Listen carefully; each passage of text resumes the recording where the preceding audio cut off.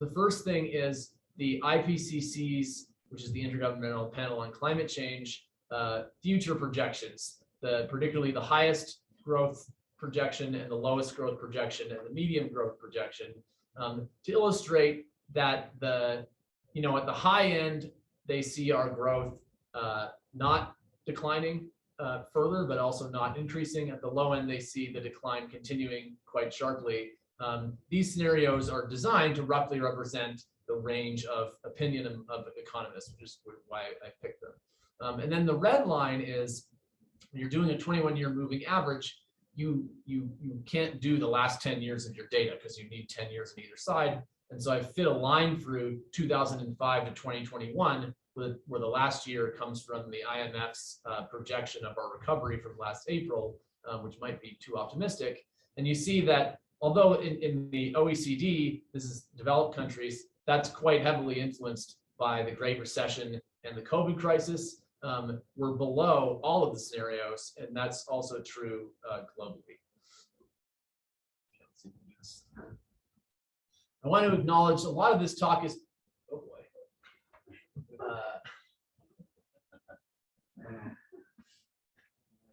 Well, it's fine for the people on Zoom. A lot of this talk is based on this paper that's linked there. The working paper version is on the Social Science Research Network. We should be able to share, not tonight, but very soon, that it will be coming out in a major journal. I don't think we can share the name of that journal yet. But I want to acknowledge my co-authors, three of whom are CU faculty, Amanda Carrico from Environmental Studies, Alessandro Perry from Economics, and Steve Vanderheiden from Environmental Studies and Political Science, and then Steve Gates from UC Santa Barbara. Okay, is this going to, for instance, if I press it? Okay. Sorry. Okay, so to set the stage, the last 200 years have witnessed incredible growth. So this is looking at world GDP. World GDP has gone up by a factor of 100. Which one am I changing? I'll change this one for you. Okay. Are you sure? Oh, because I'm using them. There we go. Per capita GDP, which is a measure of affluence, has gone up by a factor of 10. And think about what would happen if your salary went up or down by a factor of 10. That's a huge change in your quality of life. And as Taylor will talk about more, there's just incredible gains in almost every measure of well-being in virtually every region of the world during this period. Okay, however, there have also been big increases in several major environmental impacts. Greenhouse gas emissions being one that figures prominently on our global psyche right now. Greenhouse gas emissions rises pretty much as precipitously as GDP does, and has maybe only recently started to plateau, although it's not entirely clear that's true. And for that reason, there are some people, some thinkers, environmentalists, what field that we call ecological economics, arguing that we need to slow, stop, or reverse growth on purpose to minimize these environmental impacts. Now, I don't think in any developed democracy we're anywhere near having a political support where you could imagine somebody electing a leader who says, I'm going to stop or reverse growth on purpose.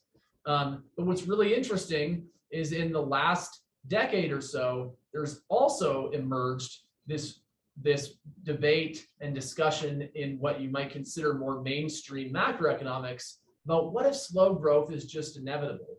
And again, think about that figure that I showed. That's not coming from the we have to slow growth on purpose people. That's coming from what we think is going to happen. And put the covers of three of the prominent books in that genre up on this slide. And I would say that these authors have varying opinions on whether it's a good thing, but the main argument is that it's an unstoppable thing.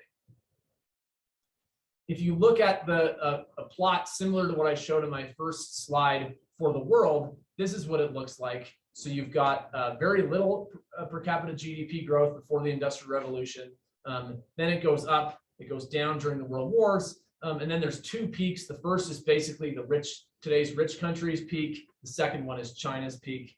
And again, they all have per capita GDP growth declining somewhat in the 21st century, but to degrees that significantly vary. And again, the recent trend is below all of them. Now, I don't want you to think that experts agree that there's going to be slowing growth for the 21st century, so therefore we know exactly what's going to happen. That's not the case. If you plot what those different growth trajectories mean in terms of where per capita GDP, the level ends up in 2100, you have a factor of 6 difference or factor of 6 range in these IPCC scenarios. And again, think about what it would mean to multiply or divide your income by 6. It's a big difference in terms of what the world looks like. Okay, this is back to the OECD. I'm going to focus the rest of the talk on what would this mean for developed democracies. And I focus on developed democracies for 3 reasons. The first is that people who think that slow growth is inevitable think it's going to happen to us first. So compare this graph to the last one. People who think that we should do it on purpose think that we in rich countries should do it on purpose first because we can afford to. So that's the first reason, is that if it happens, it's going to happen here first. The second reason, is that let's get back in a second. Sorry, Shilo. The second reason is that democracies rise and growths rise are quite coincident. So this is a plot of the fraction of the global population living in a democracy in the OECD. If you plot it for the world, it looks the same. The lines are again, line up quite well. So we don't really have a historical precedent for what mass democracy under slow growth looks like. And then the third reason is developed democracies are really important and are really under stress. It's very in vogue right now in certain corners of intelligentsia to lament that developed democracies are these horrible, unequal, environmentally polluting places. But actually, we have unmatched personal, political, and intellectual freedoms. We attract immigrants from all over the world. I'm one of them. Immigrants, not including me, often risk their lives to come here. There's about 14,000 people camped under a bridge in Texas right now, trying to get in mostly from Haiti. Compared to non-democracies, again, although it's popular to look down on today's developed democracies, compared to non-democracies, we typically have greater political and economic equality and freedom. And also, compared to non-democracies, we tend to have more environmental protection, controlling for wealth. And yet we're facing growing polarization crises that slow growth potentially could make worse. Our young people increasingly don't support democracy as much as previous generations did. This is what Yasha Mount describes in his book, The People versus Democracy. And as we know well in the US, some developed democracies have elected populist leaders with open disdain for democratic norms and institutions. And then just go back to the why is growth slowing in developed countries? And again, this is the inevitable argument, not so much the it should be done argument. And so reasons that most agree on: our populations are aging, our birth rates are lower than they used to be, we're living longer than we used to be, the larger fraction of our population growth is slowing. In some countries it's declining, and a larger fraction of our citizens are older, which means we have a lower percentage of people who work and a higher percentage of people who depend on our safety nets. We've shifted our economies from goods to services, and it turns out that it's harder to grow productivity in a lot of services sectors. So in a visceral example that I talk about in my classes is there's this famous bomber factory, I think Gordon talks about it in The Rise and Fall of American Growth, in the 40s, that more than doubled its output in a matter of months, just by what economists call learning by doing. So they didn't get a bunch of new machines or a bunch of people, they just got better at doing what they do. Okay, and then I say, how many of you students, let's try it here, not all of your students, but how many have ever waited tables in your life? A few, okay, a few hands, right. During the dinner rush. So imagine that your restaurant that you worked at was really busy. Do you think you could teach yourself in a matter of months to wait 2 or 3 times as many tables during peak dinner rush? No, right? And so that illustrates how, you know, it's harder to increase labor productivity in service sectors than in goods sectors. This is what one of the things Dietrich Wohlrath talks about in his book, Fully Grown. Plateauing educational attainment. So when educational attainment has contributed to our growth, when you move from everybody having elementary education to everyone having some college, that's a huge improvement for your economy. But if you imagine a hypothetical world where we went from some college to everyone has a PhD, that does a lot less for your productivity, right? Would truck drivers benefit from having PhDs, for example? Urbanization has contributed to our growth, but urbanization is a one-way trip. You can't have more than 100% of your population in cities.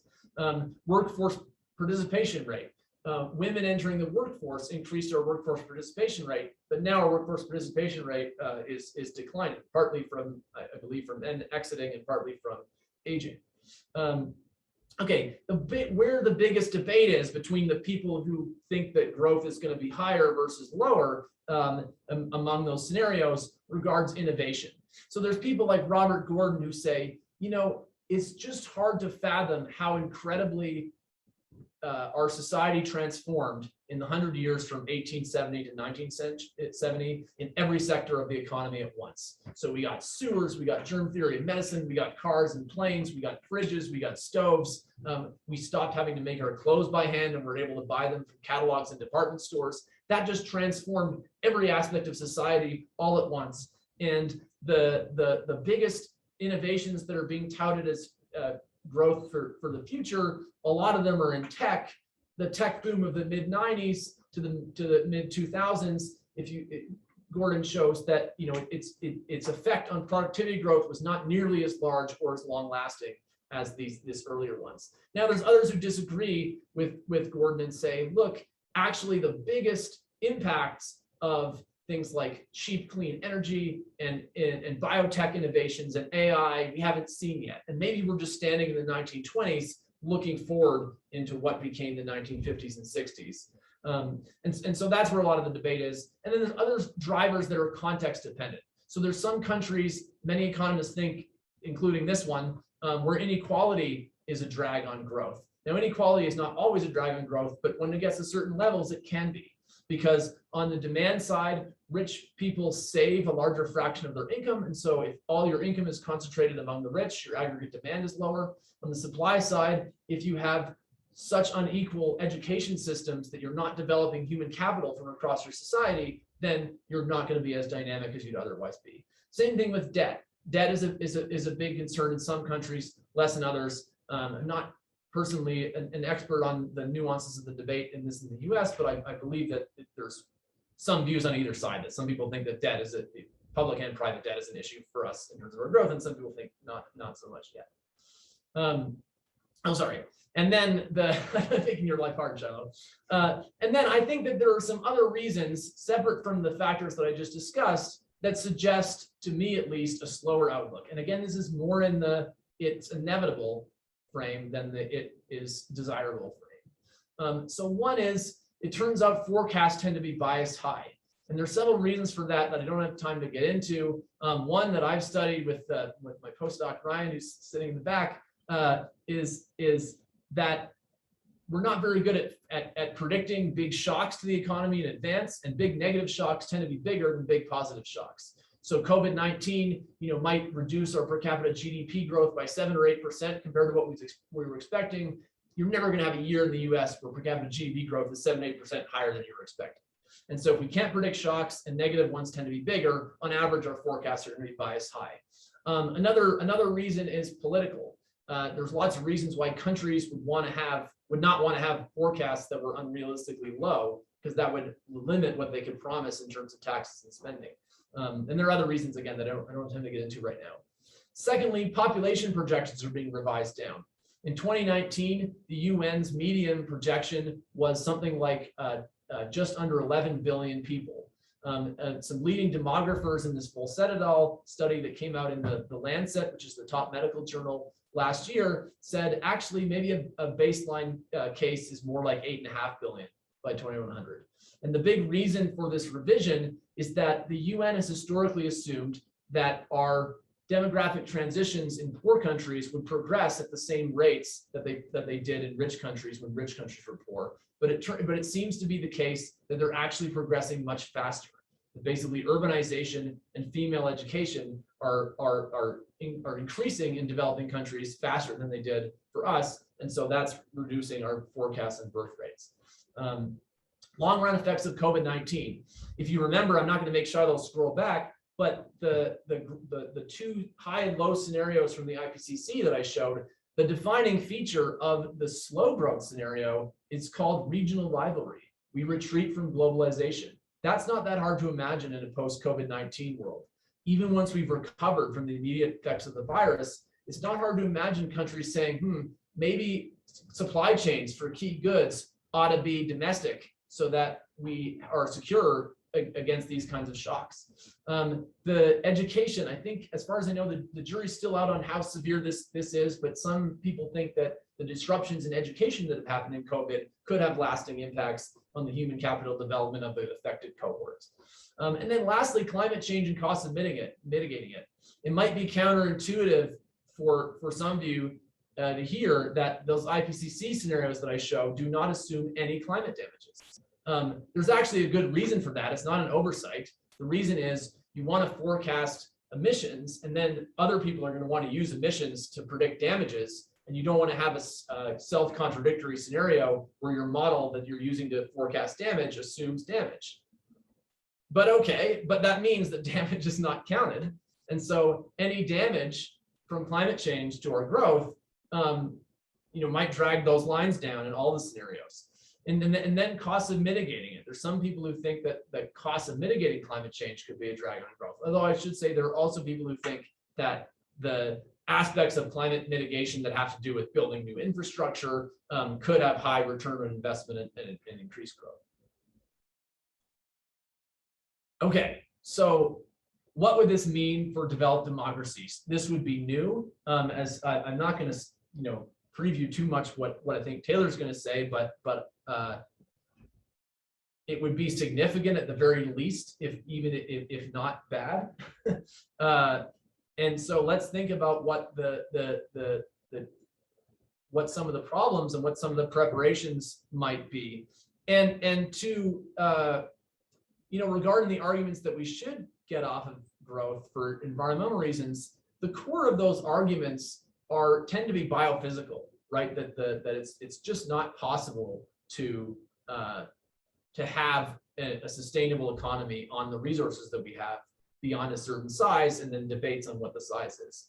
Now, what that scale is, how relevant that is to the near term, is a huge debate that I don't have time to get into. But I do want to make the point that it's possible that people who say slow growth would be really challenging and people who say slow growth is biophysically necessary, those are not mutually exclusive arguments. It's possible they're both right.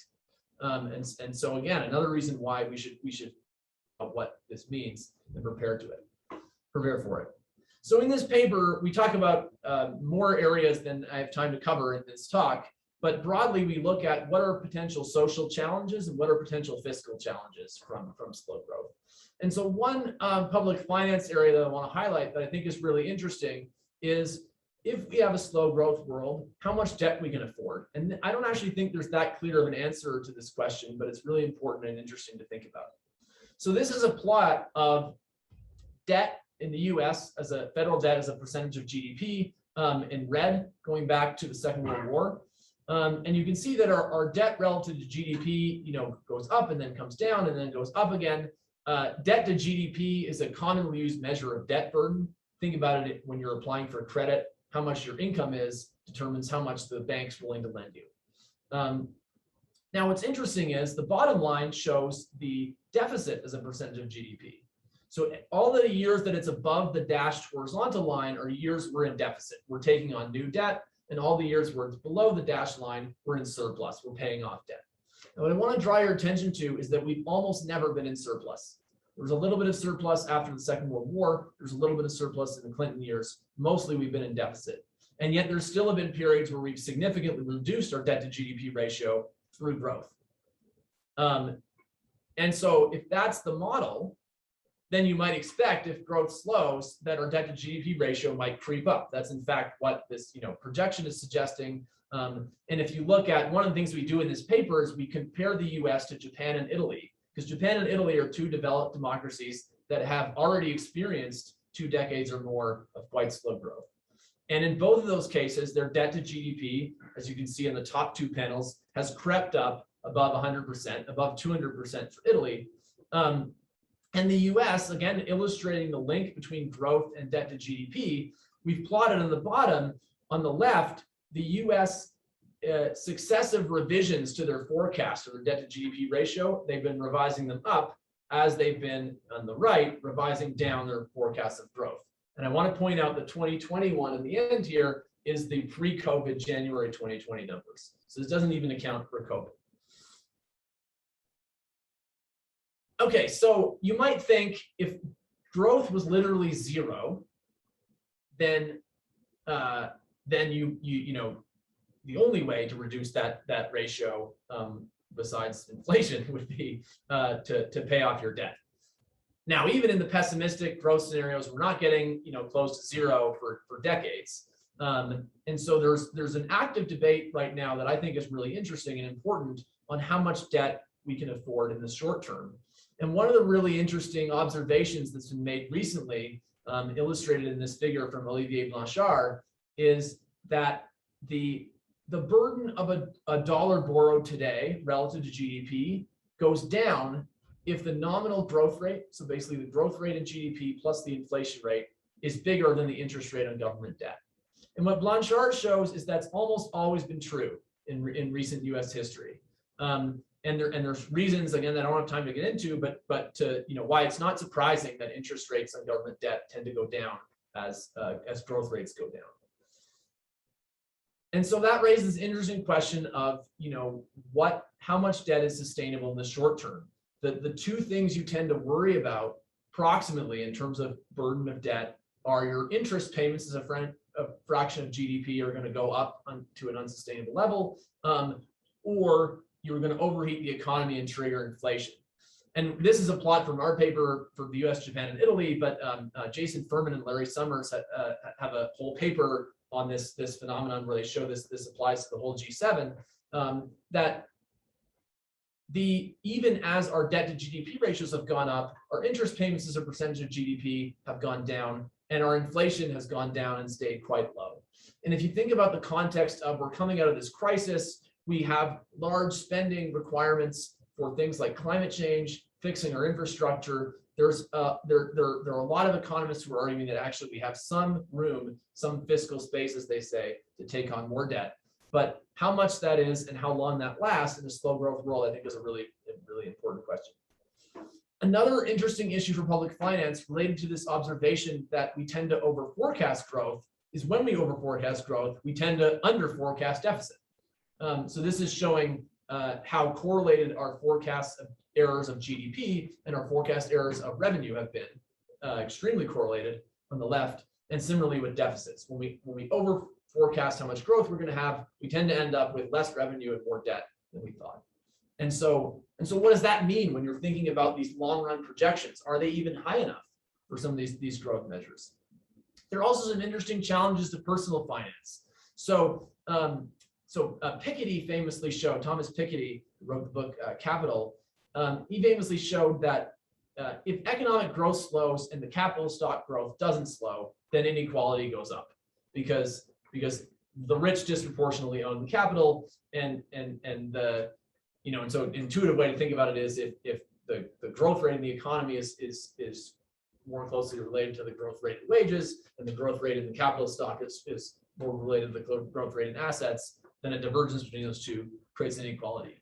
There are others since then that have somewhat critiqued Piketty and said there's no reason to think that capital stock growth wouldn't also go down as growth went down. But if that happens, then we need to start rethinking some of our exponential growth-based saving mechanisms that we take for granted in fast growth America, right? So we save for retirement with modest contributions that exponentially grow over time. Same thing with education. We tend to assume that house prices are always going to go up. Well, in Japan, house prices are already going down in a lot of places. And so it's not to say that we're not going to be able to fund retirement, that if our growth stops, we're still going to be as affluent as we are today. But we might need to rethink our funding models for some of these really important things that we're currently taking for granted. Social challenges, I don't have time to get into all of these, but these are a list of some of the social challenges we identify.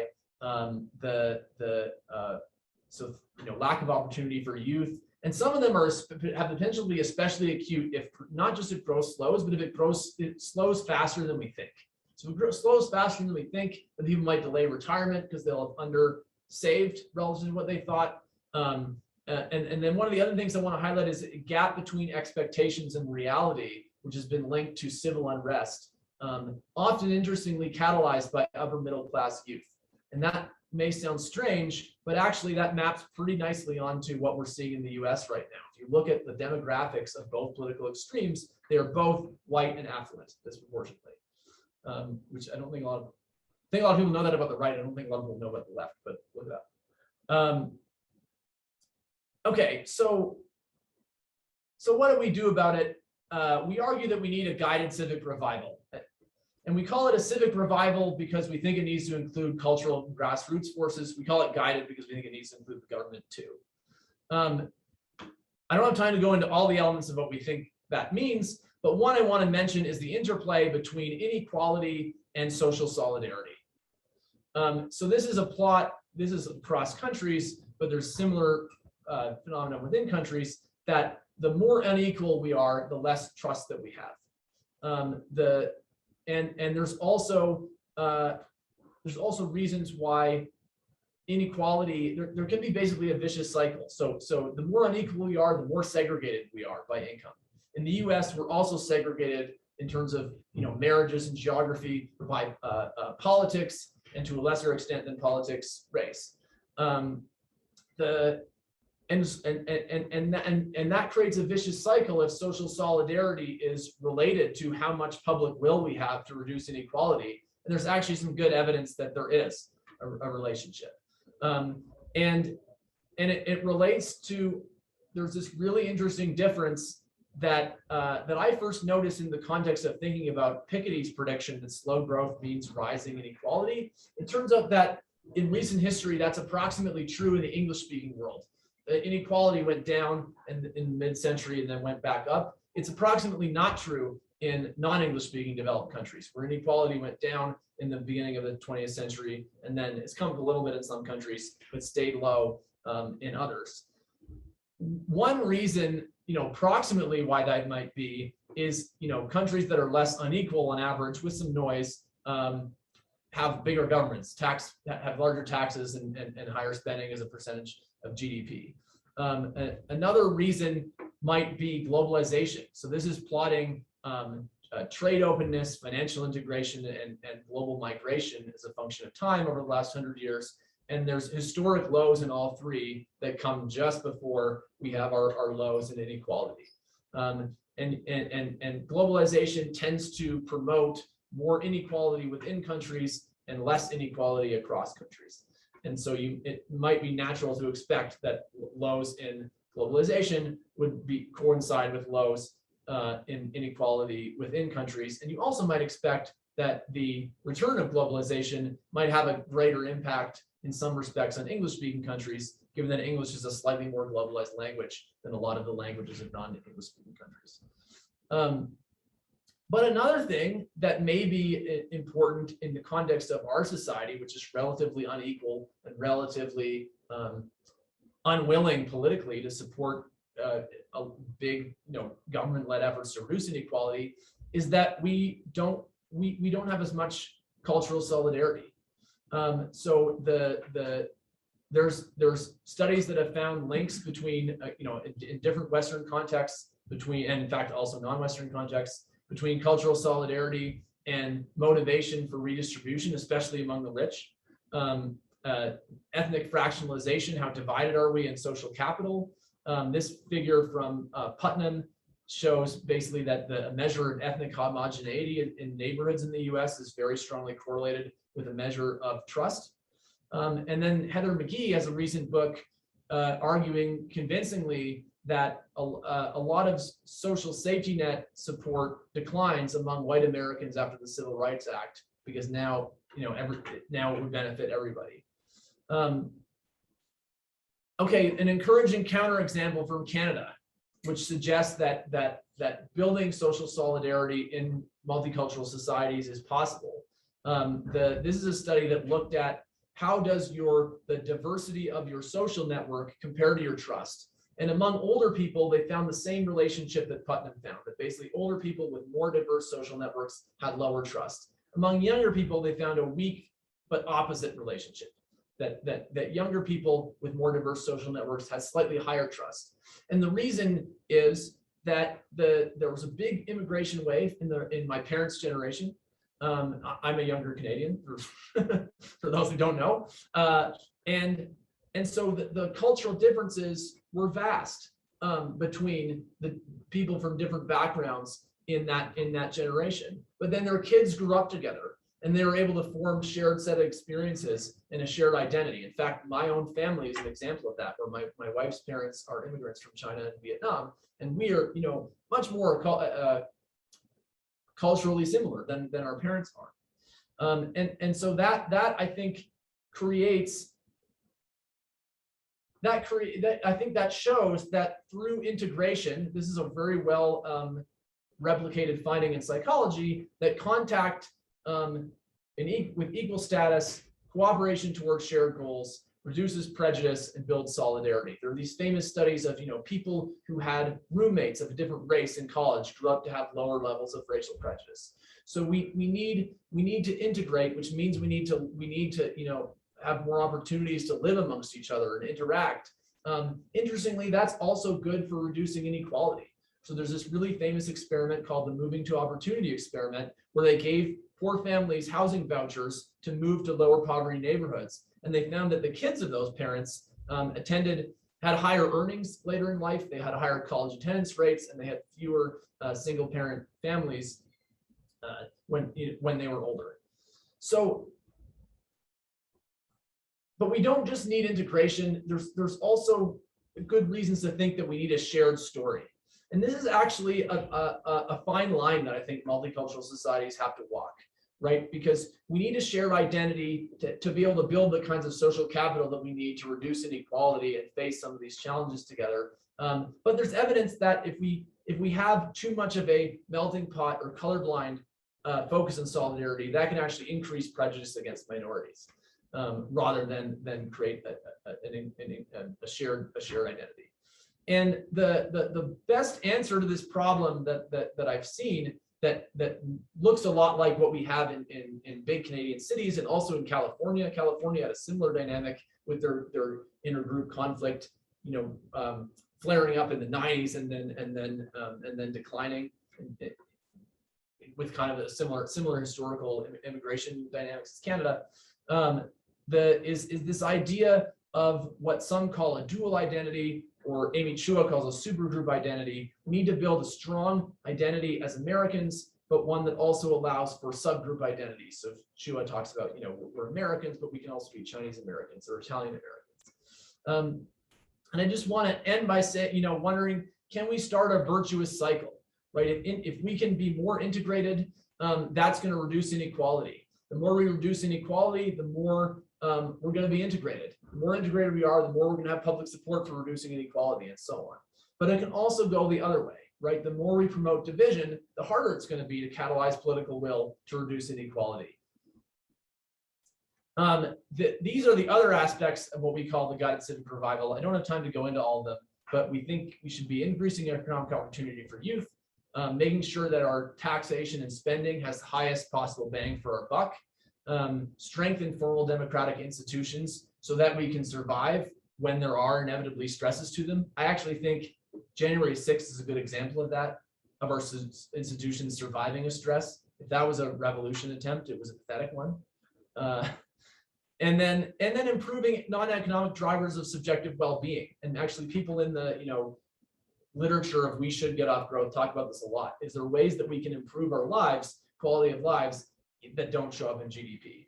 And I want to just close by saying, I think these are all no regrets objectives. I think they become more important in a slow growth world, but I think they help us whether or not we end up in a slow growth world. So I just want to thank you, and really quickly for anyone who's a CU student, I want to plug, I developed a course where we go into this. The whole course is basically about this topic. We talk about will growth be slow, should growth be slow, and what to do about it. It's called Sustainable Economies. Majors of all types are welcome. Offered next spring. Thank you. Change. Yes, totally. Oh yeah. All right. Thanks, Matt. So I'm Taylor Jaworski, just to reintroduce myself. So I'm going to kind of give my thoughts on the topic, not so much intended as like a critique or even like a direct response to Matt, but just to sort of give my perspective as an economic historian who thinks about these things sometimes in different contexts, but sometimes in the context that Matt has in mind. So the first thing that I want to do is go back to something, a few things that Matt talked about.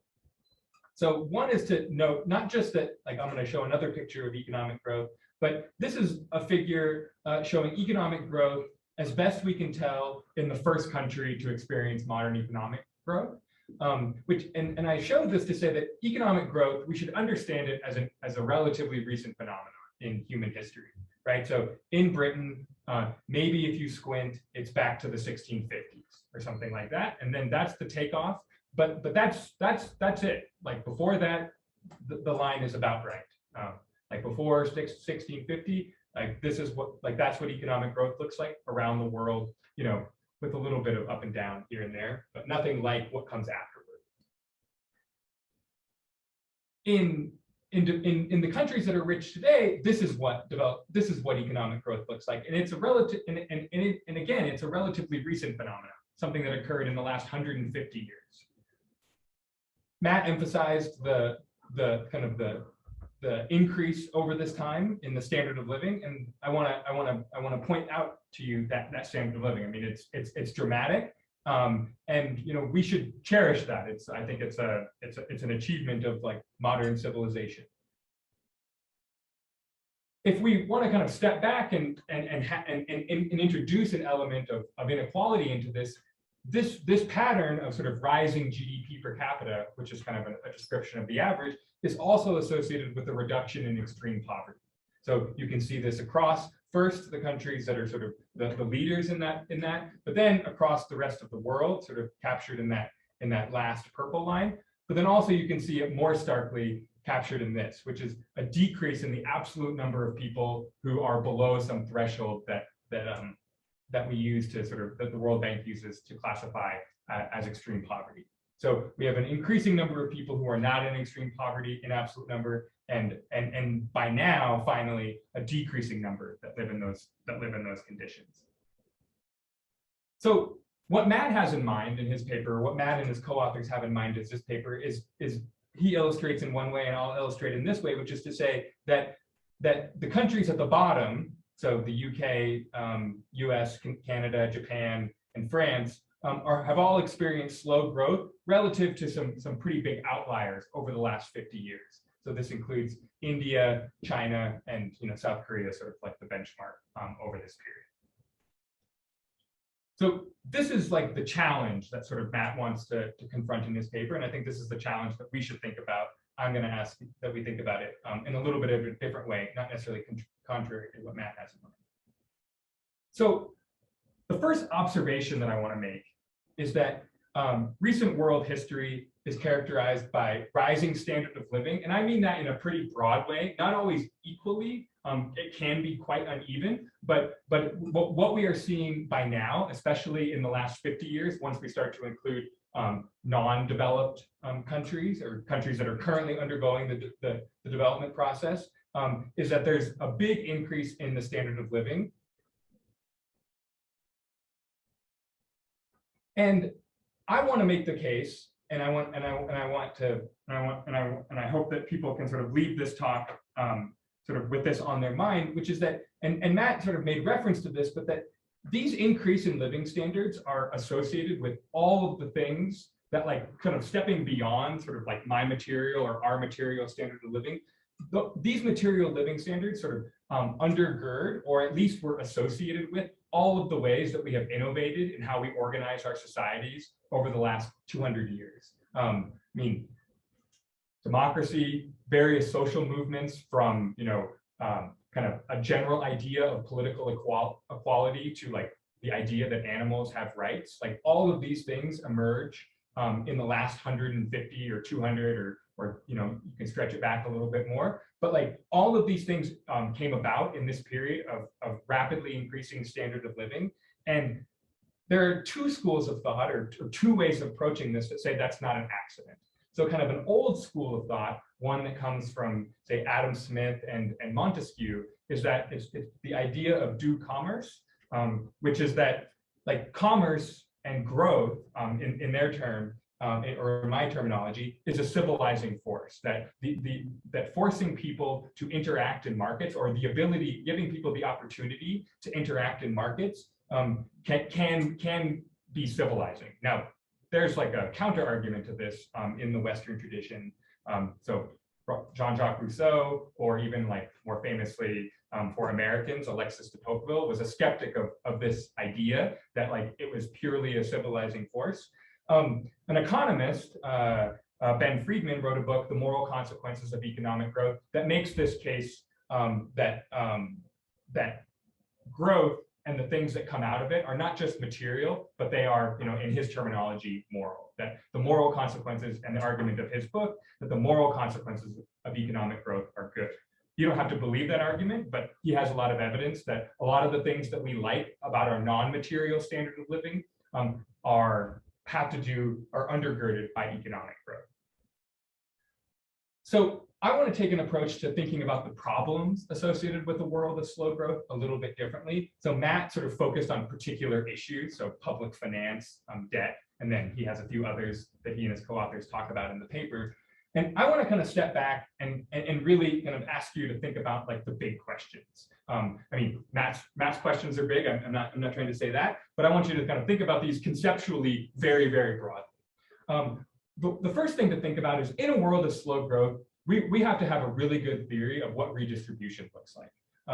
You know, in a world of say no growth, if we want to take it to the extreme, like, redistribution is the game of politics, right? Politics decides who gets what and how much, right? And so we can frame that in the context of the world and say that, you know, if we want to be sort of like good small L liberals and egalitarians, that, like, we're talking about a massive redistribution of resources from the global north to the global south. I think, like, we don't yet have, like, a set of politics, I think, that will allow us to get to that point. But even if we wanted to kind of throw that out and say, that's not a problem for us, like, that's a problem for somebody else to consider, like, we'll give it to the UN, but here in the United States, or within any country in the developed world, we have to think about, like, who we are going to use politics to make rich, and who we are going to use politics to make poor. Like, I think, like, that's, like, fundamental. You know, kind of the more, like, I mean, like, redistribution is a nice word. Rent seeking is a less nice word. Rent seeking is about sort of who we empower, or who gets empowered to siphon off the resources of a society through non-productive activities, right? Redistribution sounds a little bit nicer. It's like what the welfare state does, it's what the safety net does. We think sometimes those things can be good, maybe not always, but, you know, there's kind of some space that we think about those things as being good. But rent seeking in that world before 1650 was the game of politics, is figuring out how to siphon off, how non-productive people siphoned off resources from the productive people, right? Which is usually like monarchs against workers or something like that. So the question, if I can put it, like, starkly, maybe a little bit obscurely with the word political economy, but what is, like, our vision for political economy that will accommodate slow growth? Like, I want to go back to the point, my second bullet point here, which is to say that, like, our institutions and, like, just like our sensibility over the last 300 years has co-evolved with a world in which like we were kind of expected to experience growth. In a world in which like we don't have growth, we have slow growth, maybe we have no growth. Like I think that means like political economy, like how we structure our institutions so that we can interact with each other productively. Like I think that's like, it's not like the US Congress and the Supreme Court and the executive and a nice separate, it's a different world. It's a different kind of political economy. Like the Constitution was written in a period that was at least about to experience quite explosive growth as we move into the 19th century. I think we need like a really big rethink of like what that will look like. And I would like people to be explicit. Like who are you going to make rich and who are you going to make poor with your politics in this world? So maybe you could expect this from me because I just got done saying how I think bad, at least indirectly, I think this will be. Is that like, I mean, I think the answer to the question, what should we do about slow growth, is we shouldn't accept it, right? And like, I think this is like a normative claim. It's not like a positive claim. I'm an economic historian. I do that in my day job. But I think as a normative claim, I think that like we are people who can make decisions. Like we are people who, at least within some sphere, like control like what we do and how we do it. And I think it's not like a responsibility that I give to you or something like that. That's not my place. But I think we should think about whether, you know, we can accommodate ourselves to a world with slow growth. And if we can't, and if we, then I think we should, you know, take steps to now. So with that, I'll open it up to the audience, maybe Shilo, and we can start the discussion from the crowd. Yeah, why don't we do some in-person questions first while we wait for if there are any online to roll in.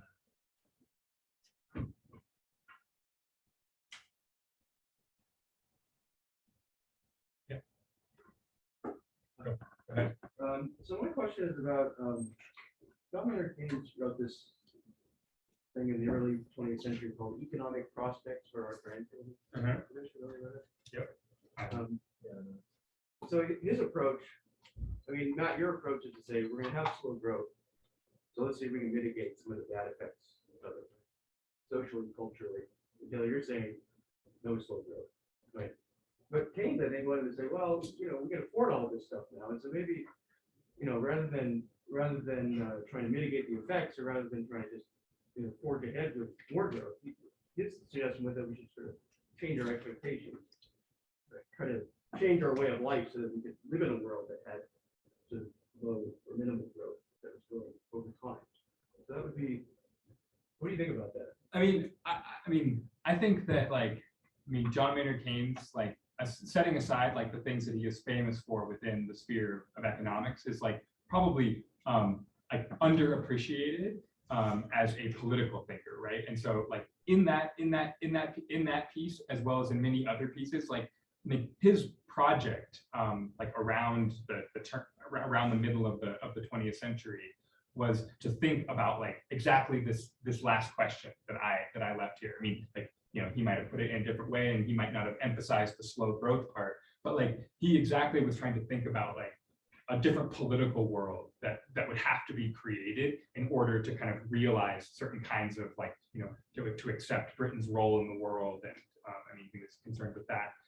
And so, I mean, I think that like that is the challenge, and I think that is, but I think that's like difficult, and I think that like that's more difficult than many people would sort of admit, right? Like, I mean, to put it starkly, I mean, I just think that like in a world of slow growth, like who are you going to make rich and who are you going to make poor with politics? Like, I think like intellectually we might be willing to accept that it's us, but like, or that it's, you know, you as an individual. Like, I think that like in the ballot box, right? Like there's no anti-growth candidate yet, right? And like I don't think that's an accident, right? Like political candidates come with platforms that like have a chance of winning. Yeah, so there's a couple points that are maybe related, but one in particular, I really like how Taylor, sorry, I just take a mess.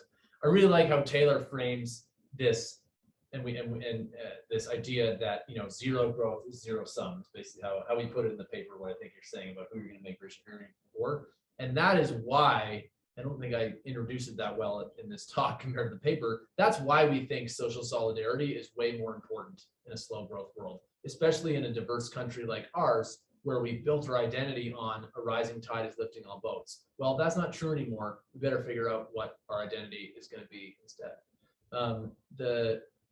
Regarding the premise, my premise is not so much that that slow growth is good or bad. I actually, you know, agree with the first 4 points on Taylor's slide and with an asterisk for the last one. I think that, okay, if slow growth is inevitable, then it's inevitable. Then it doesn't matter what we think about it. In terms of, you know, some of the things that we call for probably would boost growth relative to the status quo. You know, if you improve, you know, education and opportunity for youth, you know, that's gonna help growth. In terms of the environmental thing, I think maybe the closest camp to what I think is what people call a growth, which is basically that I think we need to take our climate problem seriously. I think we need to address our externalities. And I hope that means that we can still grow. And I think that our policy should target climate. I don't think we should. I disagree with some people who say, because, you know, they argue that growth is unsustainable, therefore we should intentionally stop growth. I think, no, if you think emissions are the problem, then let's have policies to fix emissions. And if people figure out ways to grow still, that's awesome, right? And if they don't, then they don't. But I guess that's sort of where I'm coming from. It's less that our stance is less that slow growth is good. It's more just that it seems like enough of a plausibility that, given how, you know, Taylor cogently summarized, it requires a dramatic rethink of so many things. We should start doing that rethink now, in case we find ourselves in the end of the century, you know, inevitably in that place. I mean, if I could make say one more thing. I mean, I think practically speaking, like in response to your question about Keynes, I mean, John Maynard Keynes died in the 1940s. Britain experienced like a quite negative shock, sort of coming out of like World War II and coming out of the period of like decolonization. Like that set Britain on a quite different growth trajectory than the one that I illustrated that you can't really see, but like Britain's sort of GDP like growth path shifted downward in the post-war period. And, you know, we can sort of think, at least, you know, I don't want to say it's the only cause, because it's a multifaceted thing, but like the end of sort of like John Maynard Keynes' hope in some sense was like Brexit. Like, I'm not saying like one necessarily caused the other, but like, you know, his like the project that he hoped would succeed, I think, like in his own country, I think, at least empirically, we cannot yet call it a success. I mean, maybe we can just wait a couple hundred years, but like, it's not a success yet. Keynes didn't have children. Yes. Other in person. For some reason, the Q&A is not coming in, but other in person. Yeah, please. Thanks for the paper presentation. Stimulating but depressing. So I want to ask a question from the perspective of psychological science.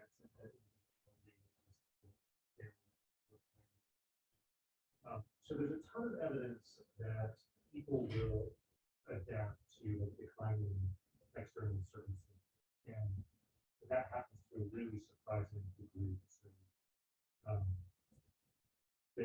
their experienced well-being and sort of conditions of well-being are pretty insensitive to long-term changes, especially if they happen. And I've seen people use that argument to support slowing growth. So if you do it right, that people, it's not that they don't notice, but they actually adapt to it pretty quickly psychologically. Suffering. Well, like Robert Frank will say, well, one of the reasons it makes sense to increase tax rates is you get, you know, people basically get used to it, and then the system sort of works around that. So what's wrong with those kind of arguments to basically say slowing growth isn't going to be such a problem? People will adapt pretty quickly, they'll get used to it, and they'll get all the benefits that come from extracting all these resources. So a couple of things. This is actually this is really interesting. This reminds me of really interesting back and forth that we had with one of our reviewers from this paper, who I think came from the school of thought that you're describing. And I'm familiar with research, I think most largely out of economics. Two of the big players in it that I know are Betsy Stevenson and Justin Wolfers. And they argue that the evidence that subjective well-being doesn't go up with affluence is weak and context dependent. And there's a recent meta-analysis that I think said that if there's a saturation, it happens at income of 60 to 90,000 or something, which is way higher than, that's higher, I think, than US per capita GDP. Now it also depends. You're right that it's not just about the level; it's about how different is it from your expectation. And so, having it slow gradually would probably be better. It has different measures, so like life satisfaction versus day-to-day emotions versus objective well-being all respond in slightly different ways to growth.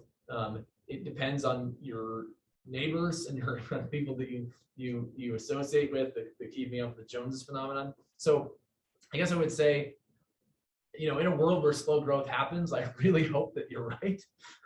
But I'm not sure that the evidence is so clear that that's true. But I think a broader point that is interesting in respect to the changes, the radical changes in social organization that Taylor was talking about, is to what extent, and for example, I've read up on this in the concept of democracy, again, and partly related to an exchange with a different reviewer, that to what extent have these changes been driven by our affluence versus by our growth, right? So if markets and affluence increased cosmopolitanism, those arose, during this period of growth.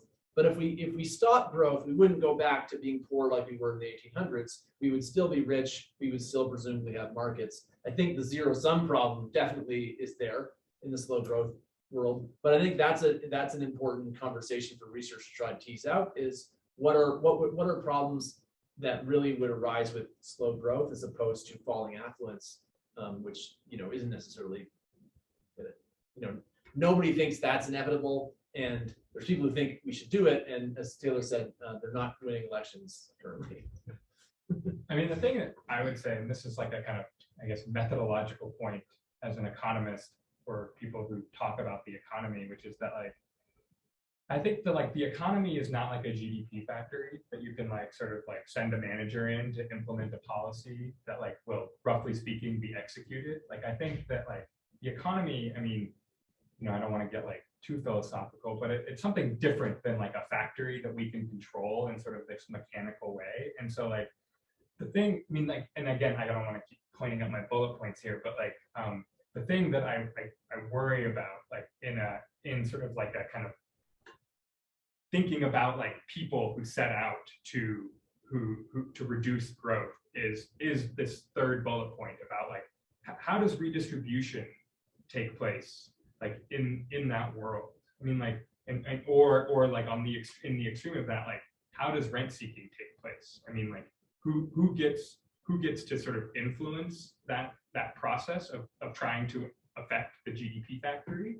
And I mean, just selfishly from my perspective, do I like it, right? I mean, and then I think sort of from my more benevolent perspective, is what they will choose good? I mean, elites are good for something, but I think on this front, they're probably not the people I would want making the choice. And so I just think talking about the economy as something that we can slow down in a purposeful way, in a way that is generates a lot of equality. That doesn't sound like something that would happen out of the normal course of human politics, but We actually have a paper in my lab quantifying the point you just made, which is it's not in the so way outside of history in terms of which doesn't mean it can't be done, but it does mean that we have to think very, very, very, very carefully if that's what we do. Someone on Twitter asked about books about degrowth. If you have any. What about, So What Matt had a are couple. good ones? that- Matt had a so couple. so the case for degrowth is the newest one by Georgios Kallis. I'm trying to remember, Jason Hickel. Is Yeah, another less famous- is more. Yeah, that's it. Less is more. And then there's also, I mean, it's not just growth or degrowth. There's also this steady state that we need to have a steady state, and maybe it's similar to what we have. Maybe it's maybe a little bit bigger. So a good one in that genre might be Kate Roberts' Donut Economics. But yeah, I would say that the general thesis of this genre is we can't make growth sustainable beyond a certain point, and if we want to not exceed that point and also keep poverty lines going down, we need to have less inequality. Is that fair? Sorry to pick on you, Sebastian. One grad students in our department is interested in this is in the audience. Could you say more? I wonder if, and this was something that was included in the presentation, but which was, for time reasons, not addressed in depth. And I'm curious about it for my own purposes. Your judgment about the degree to which growth is necessary for the health of democracy in general and democratic institutions in particular. You mentioned Tocqueville, and I was thinking of that myself. Because in your paper, which I had the opportunity to read some, it seemed to me that you were saying growth is a non-negotiable variable that has to be in the positive for democratic institutions and democratic culture to flourish. And if it's not, then this is concerning for the future of democratic institutions and democratic culture.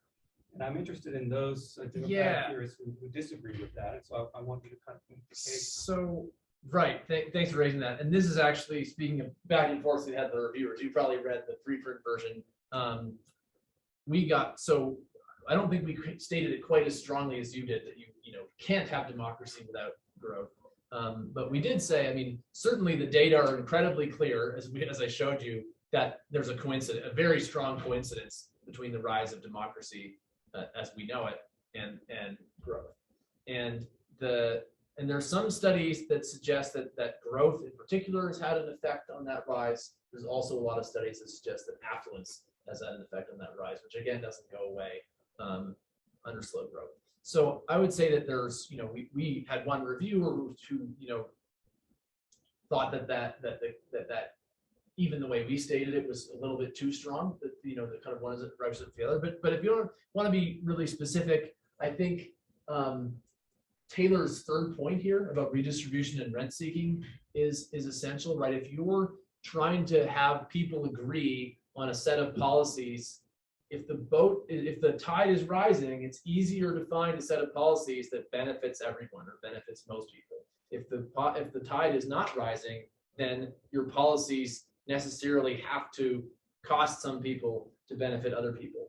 Now, the non-economic drivers of subjective well-being is an interesting, I think is essential in this social solidarity piece that I talked about as part of it, that, if our identity is not about growth, if what we trust our governments to deliver is not about growth, and we can make our lives better without growth, then that makes a lot of these problems easier. One of the things that, if you think about, just as Leif was talking about, things that are associated with higher levels of certain kinds of well-being that aren't related to economics is religion.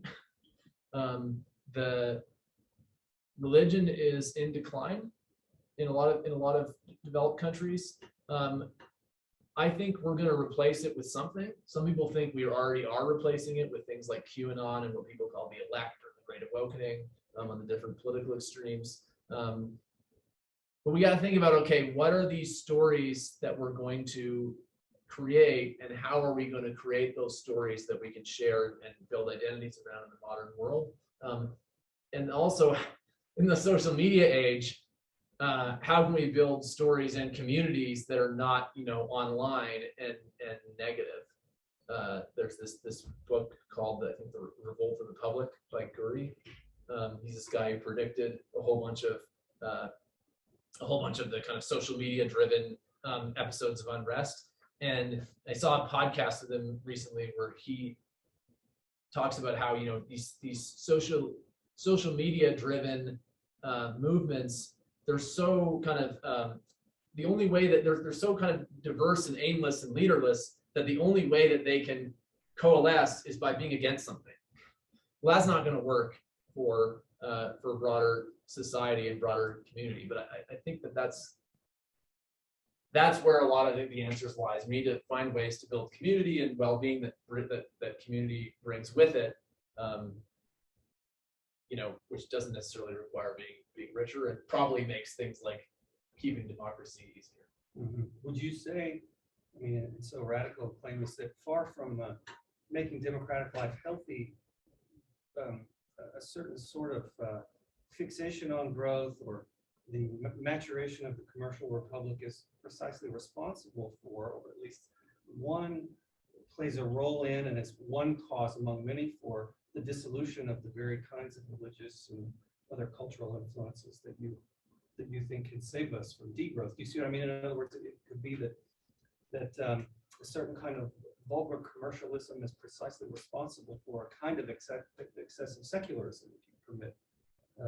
Then now this would be the kind of deepest critique, and it's just a thought. But I wonder if I mean, something is driving. Go ahead, Taylor. Yeah, I was gonna. So I'll provide like a more like at least along one line, like a more categorical answer. I mean, I think that like the world in which like the United States is like a nation state and political entity in the world does not grow is a world that needs to be rethought. How I think countries interact with each other, and the role that like something like a kind of very broad political liberty that like undergirds like Western, you know, civilization, if you want it to be so grand. I think that's a world like in international terms that like is not good. One in which like the largest country that is a democracy does not grow, I think is problematic for sort of international affairs.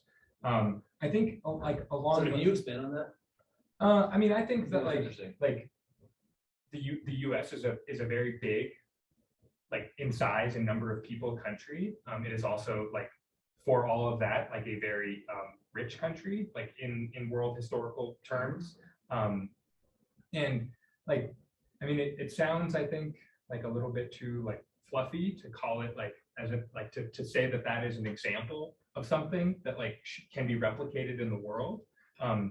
But I think that like in loose terms, like it is. And I think that like for the idea of political liberty to be so closely associated with like economic growth is a good thing for other people in the world who do not have political liberty. Like it's not a very concrete idea, but it's sort of one that I like intuitively believe. I mean, I don't think like I haven't read a paper that says that that's a good idea. Just like think it. I mean, if I could say like then along like the lines of the U.S. I mean, I think it's like the U.S. is a complicated example because like wrapped up in like the 19th century is like a period in which the U.S. was like in which slavery was legal, and then wrapped up in the 20th century, like if you wanted to fast forward, is a period in which for along all kinds of dimensions, like you know, people were not treated as equal under the law, right? And so like I think it's sort of hard to kind of say like, well, like let's talk about political liberty in the 19th century in which we have to like constrain it and confine it and redefine it in order to have it fit, and then I can say, well, like economic growth is great. So I think there might be something to it, sort of like within the U.S., something to your idea of like an angst associated with growth that is not good. I guess like in political economy terms, like I sort of see growth as a way that we solve social problems. Like growth is a way that we can sort of say like, I mean, it's not this mechanical, but we can pay people off. We can say like, we are going to allow you to share in the prospects for economic growth in this political entity. And like whether that has always been like a force for like social solidarity or political liberty, I think like we could debate. But I think it often has. And I think, like, you know, all the caveats of US history aside, like that is something to like take forward with us, not to like leave behind. So a couple of really quick points related to that question. So this really interesting book that I just finished reading called The Weirdest People in the World by Joseph Henrich. And he basically argues that decrees by the Christian church, I think from 500 to 1000 AD, banning things like cousin marriage, making your inheritance based on wills rather than based on your lineage, and various other things that kind of forced us to break down our what he calls extensive kin-based social organizations that existed everywhere before that and still exist in a lot of other places, made our psychology unique in a way. Then that's where the weird acronym comes from. It's like Western, educated, industrialized, democratic, and rich and democratic. And one of the things that drove was a shift towards individualistic psychology, which facilitated the participation in markets. And so so I guess what I'm saying is the story of our development and the story of our psychological individualism, if you buy his argument, is related. I agree with Taylor that growth has been this way that we can make people happy when other parts of our social organization are suffering. I think in a world where growth is a choice that we can easily make sustainably, there's nothing wrong with that. I think in a world where slow growth is inevitable, that I would call that a crutch, right? That we need to think about how to get off and replace with other things. In terms of, I think, religion, if you strip it down, what is religion? Religion is some kind of a shared story that people define their personal and group identities around. I think kind of new analogs of religion that increase, and some argue that we're already seeing in the 21st century, are not going to look like older religions, but they're going to still have those features. They're going to be these stories that we can tie our identities around, and that depending on where you live, are going to be hard maybe relative to some of the old religious doctrines, harder to like less dissonant with things like with obvious empirical realities. Like I don't think 21st century new religions are going to believe that the earth is 6,000 years old or things like that. But I think that the idea that you have shared stories that you define your identity and community around is, I'm very convinced that it's a human need, and at a primal level, it probably is something we need to build social solidarity. But we got to figure out there's sort of ways to do it that benefit our society, and there are ways to do it that tear our society apart. I might respond, but I want others to. Yeah. Let's open it up to you. Does anybody have any other questions? We only have a few minutes left, so anyone out. Sebastian? Yeah, I just want to bring the growth perspective a little bit more. Great, yeah. Yeah, because I feel that you acknowledge the virtue, but to some degree, you don't give a conversation with some of the arguments. I'm just thinking that if we bring the systems thinking and the geophysical argument that the growth scholars are trying to build, what they're saying is we're reaching certain limits, social, ecological, and it's unavoidable. We need to create a new system, a new economic system that is not based on growth. And from what you presented today, well, I feel that you are saying that we need to keep pursuing growth, even if it's slower and with certain measurements or decisions in terms of social construction. So I don't know, I would like to ask you, because you said, for example, thank you so much, you say that it's hard to imagine that kind of society, the distribution of power and the decisions. But I think that the growers are specifically saying or trying at least to start to make that debate. So I don't know if you have something else to say about. Yeah, so just quickly, and I really appreciate your perspective, and we had a really interesting conversation the other day about this. Why did I get interested in this topic? And I think one of the big reasons is that I don't think that a lot of, I don't think that the degrowth and steady state literature is taking Taylor's first 4 points seriously enough, right? It's sort of like, yes, they say we need to rethink things, but I don't think they quite do justice to how different and how hard these things would be. And I find some of the stuff that I read tinged a little bit with Marxism, which frankly scares me a little bit, because if I look at, there were movements that tried to radically decrease inequality through simplistic, Marxist inspired ideas, and they killed way more people than the Nazis did. And so that gives me pause. Now, I also think that people who are very sympathetic, again, the biophysical argument, the core biophysical argument that degrowthers are making is completely orthogonal, completely perpendicular to this, right? This could be true, this could be not true, and the biophysics of the planet are unchanged.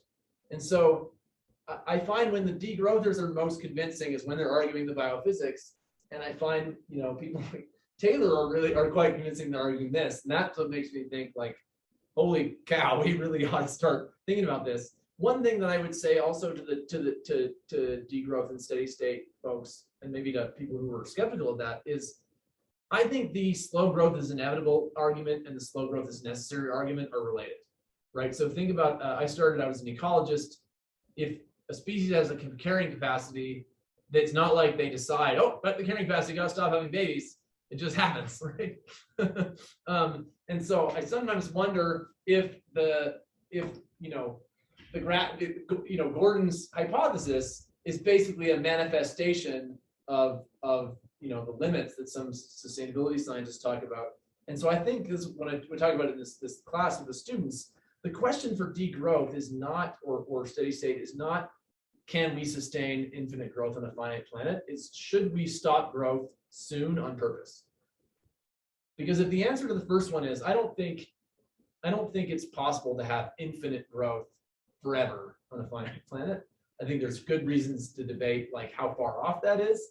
But I think where the debate is most interesting is, are we going to overshoot whatever the limit is, or are we going to smoothly approach it? And I haven't seen something that kind of convinces me that it's clear we clearly have overshot it, or maybe you have, or someone else has. I mean, I'll say that like the elements of this that are about like ecology and biology are like beyond my like ability to comment. So like, they can say things that like I can't question or respond to. I mean, so I framed this in like a kind of broad way that maybe is that allows me some wiggle room. That I guess, but the thing that I would, so like this question of redistribution, I kind of tried to state it bluntly, but it's still kind of like broad and amorphous. I mean, I think like my concern, or my like, as I look around in the world and I see people who are motivated by, I think, like genuine concern about like climate change, and like the implications of climate change for human civilization. I sort of wonder though, I wonder how serious it all is. Because I mean, like at the end of the day, like, I mean, did anyone here like negotiate for their salary? Like when they took a job, right? And then did you go and comment about like the need to engage, like to adopt sort of degrowth policies? Because I think those two things are contradictory. Like that's like those two things are contradictory, or you're making somebody worse off. And I hate to keep coming back to it, but I want to know who you're willing to make worse off. Like I want it to be a part of your politics.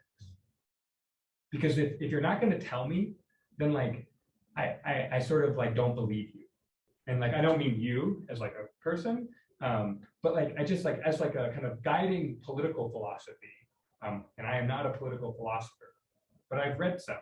And like, I mean, and again, like I don't think it's an accident that like when we talk about Montesquieu, or when we talk about Adam Smith, or when we talk about John Rawls, that like those people like existed in a world in which growth was happening, and like those notions of justice that we associate with them, like we need a new notion of justice. And like if you're in a like the notion of justice that we adopt doesn't include like, yeah, like I didn't negotiate for a salary increase because that's not consistent with my notion of justice, then like that's a serious person, right? But like otherwise, like you're just kind of spouting off in the New York Review of Books, and like I'm like, I don't know, like that's about like that's what Alexis. I mean, I'll stop. But like that's what Alexis de Tocqueville was worried about, right? And so like I don't think that that's a refutation of anything that you're saying. I mean, I think we should take like degrowth seriously as like it may need to happen. It may happen whether we like it or not, because like the climate may not like permit it otherwise. But like there are political choices along the way, and like we should be serious about what those. Can I respond to that a little bit? So this type of Last comment. Yeah. Oh, sorry. This type of discussion comes up a lot in the context of climate change in general, right? Like, why are you climate scientists flying to your IPCC meeting, right? When all the emissions that are produced from plane travel, and so the argument for something that is not, I mean, all of environmental economics basically is about externalities, and so the idea that you need the government to help nudge people to fix externality problems rather than just convincing people to fix themselves, I think makes a lot of sense.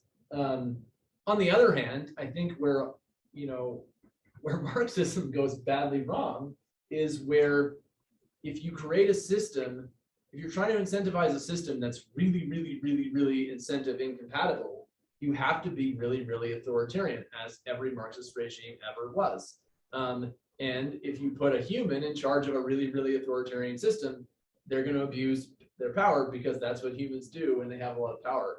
And so that's sort of, I would reframe it as either degrowth requires convincing a lot of people of things that even a lot of degrowthers don't seem convinced of. I think that's what you're saying. Or it requires a really, really, really coercive government, and convince me why that government's not going to be tyrannical. Well, from the Benson Center, let me thank both of you for this event, and let me thank everybody for coming out. Check our website for our future events. Thank you guys so much. Thanks, everybody.